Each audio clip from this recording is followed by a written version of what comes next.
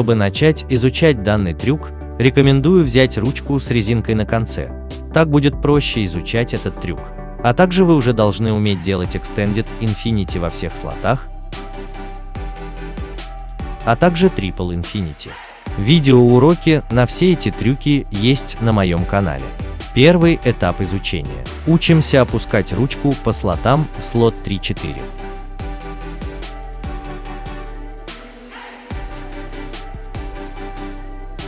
Для этого сделайте взмах кистью вперед. Когда ручка будет уже внизу, поднимите средний палец и уберите большой.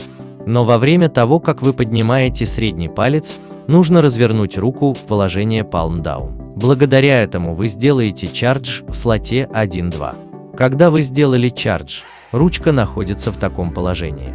Чтобы закинуть ее в слот 2-3, нужно согнуть безымянный палец и наклонить руку вперед. Когда ручка опустится практически в самый низ, поднимите безымянный палец и уберите указательный, и в момент, когда вы поднимаете безымянный палец, переверните руку в положение Palm Down.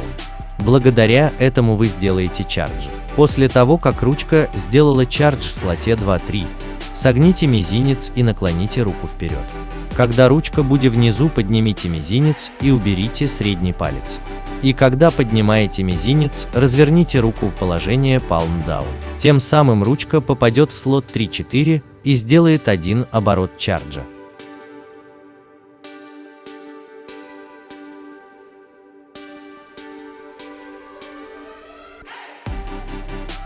Второй этап изучения. Учимся возвращать ручку в начальную позицию. После того, как вы сделали чардж, ручка находится в таком положении. Чтобы ручка залетела в слот 2-3, нужно сделать взмах кистью влево и при этом опустить средний палец. Тем самым ручка попадет в слот 2-3 и благодаря инерции сделает еще один оборот чарджа. Дальше сделайте взмах кистью влево, при этом указательный палец немного опущен. Так ручка попадет в слот 1-2 и сделает один оборот чарджа. Теперь с этой позиции возвращаем ручку в начальную позицию, как при выполнении обычного Infinity. То есть сделайте взмах рукой влево, но при этом согните немного указательный и средний пальцы. В конце поймайте ручку в слот T1.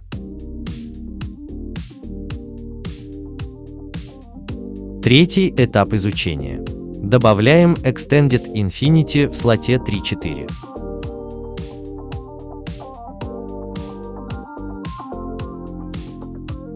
Сделайте Extended Infinity в слоте 3-4 и после оборота чарджа сделайте предыдущий этап.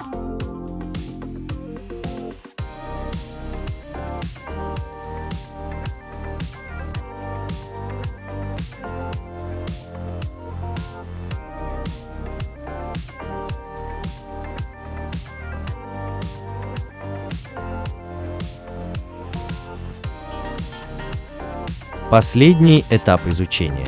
Соединяем все этапы в одно движение.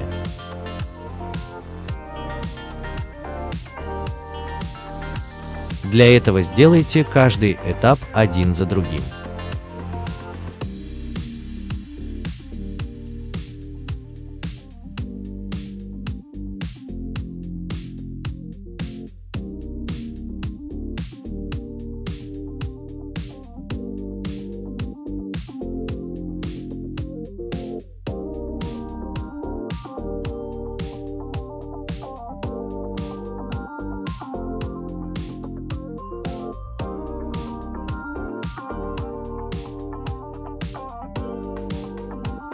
Трюк готов.